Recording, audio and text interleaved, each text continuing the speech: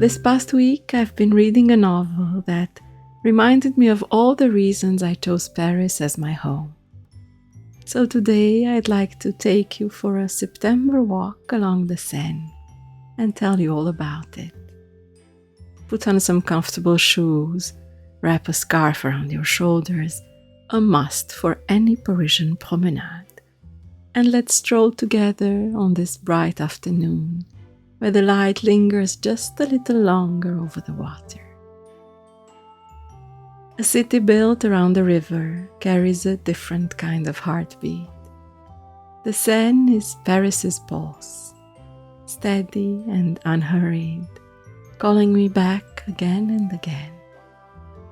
Whenever I cross its bridges or wander its quays, my thoughts quiet down just enough for me to remember where I am and why I'm here. The river's surface reflects both the monuments and my own shifting moods, so that my Parisian story feels inseparable from its waters. And as if in reply, Ruth Reichl's The Paris novel felt like a letter addressed directly to this version of myself. A story steeped in Parisian charm, written with the sensibility of a gourmand, and reminding me that reinvention often begins the moment you say yes to the unknown. In Reichl's novel, Stella, the reluctant heroine, has grown up in the long shadow of her dazzling but neglectful mother.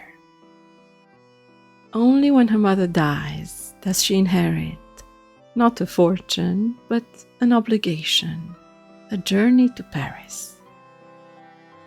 She arrives carrying old wounds, but the city answers in unexpected ways, opening doors she never thought she'd walk through.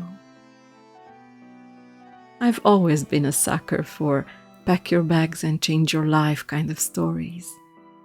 Not because of romantic comedies or social media cliches, but because this is precisely how my own life began here. I landed in Paris with 2 suitcases and a backpack. A new country, a language that I had studied intensely, but no university degree prepares you for the everyday spoken version of a language. Not knowing a single soul in the city, with a master's degree plan and an open heart. Like Stella, I learned that the city itself can be an accomplice in transformation. The people that I met, the opportunities that came my way, the things I discovered about myself as I navigated this new life, everything felt like a gift. Yes, even the parts without a happy ending. They were invaluable experiences, and I wouldn't be the person I am today without them.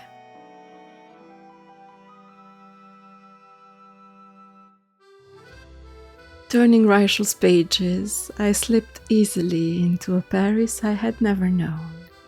The Paris of the 80s, 2 decades before our first meeting, 3 before it became my home. Her descriptions transported me across time, but the echoes felt familiar. So much had changed, but the rhythm of the city, its appetite for beauty and discovery, was the same. Paris, I've come to realize, gives you the version you're willing to see. If you chase postcards, you'll drown in crowds at the Trocadero in front of the Eiffel Tower. But if you follow the greengrocer from Amélie, or a second-hand bookseller who seems pulled from the pages of your favorite novel, you might just stumble into their world. Every fruit stall you'll approach with curiosity will reward you with the smiling vendor. Every shop you'll enter in search of a hidden treasure will guide you towards remarkable conversations and real-life discoveries. That's how I walk the city, with curiosity as my compass. When I closed the final page of the Paris novel, I knew exactly where it belonged on my shelves, next to Muriel Barbery's Gourmet Rhapsody. They share the same devotion to the language of taste, the belief that food is never just sustenance, but art, memory, revelation. It's no surprise, of course, coming from Reichl, one of America's most celebrated food critics and author of several food memoirs, one of which is patiently waiting for me on my bedside table as we speak. Yet this always gets me. The joy that French gastronomy brings into people's lives, the awakening it can spark when food becomes pure enjoyment, the exquisite connection between terroir and taste. This is one of France's greatest gifts, and what I never cease to admire in novels or memoirs that speak the language of good food. Walking along the Seine this afternoon, each frame that I'm recording in my memory, each detail that catches my attention, tells the story of my attachment to the version of Paris I'm intentionally seeking every single day. Of course, there are less picture-perfect moments when you spend each day together, just like with every relationship. But this autumn, I'm looking straight into the eyes of the city, and the spark is still there, just like the first time we set eyes on each other. I don't know if I've ever grown out of love with it.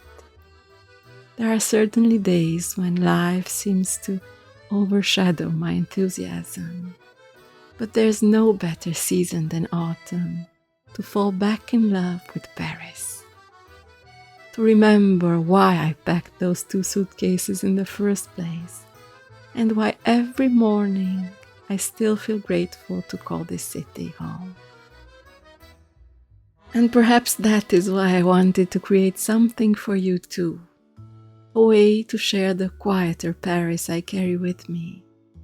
My Parisian reading rituals is a free literary guide I've written as an invitation to linger with the city, to lose yourself in side streets, to sit with a book in a centuries-old cafe, to pause in a hidden garden where time itself seems to soften. If you'd like to keep walking beside me, you can download it following the link in the description box. Whether you find yourself walking along the Seine or discovering the hidden corners of your own city, remember that the most beautiful journeys often begin with a single book and the willingness to let it guide your steps. Take your stories out for a walk. Let them show you what you might have missed. Sometimes the most profound travel happens when we simply change the lens through which we're looking.